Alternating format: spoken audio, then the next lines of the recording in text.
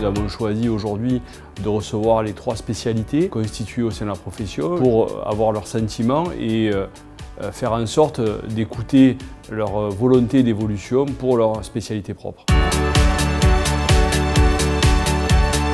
La spécialité des infirmières anesthésistes, c'est que c'est une spécialité qui, point de vue autonomie et exercice professionnel, dont le temps a vraiment évolué vers un vrai métier reconnu et en collaboration avec le médecin anesthésiste, mais qu'il faut essayer de défendre à fond les intérêts pour avoir cette reconnaissance officielle et réglementaire, qu'on arrive à protéger le métier dans cette complexité à l'heure actuelle dans le panorama de la santé. Pour notre spécialité de puéricultrice et de puériculteur, c'est qu'aujourd'hui on ne mobilise pas les compétences acquises en formation et toutes les compétences qui pourraient être mobilisées sur le terrain pour répondre aux besoins des usagers et du système de santé. On a une réponse qui est disponible sur le terrain, on peut s'appuyer sur les professionnels pour avancer.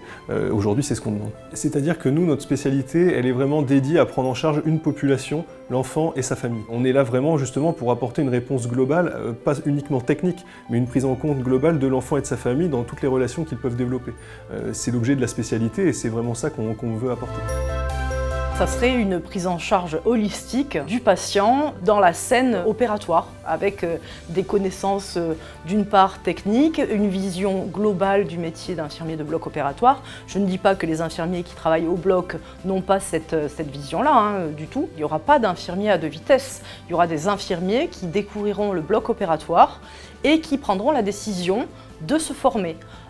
À nous et aux instances de faire en sorte que ces gens-là puissent être formés. Aujourd'hui, certains infirmiers n'ont pas pu faire la formation. Il va falloir donner les moyens à tous les professionnels de se former et effectivement, si on arrive à 100%, ce sera parfait. Ce qu'on observe à ce jour, ce sont des spécialités qui ont des niveaux très différents, une hétérogénéité assez forte, avec un besoin d'évolution réclamé par les professionnels de santé.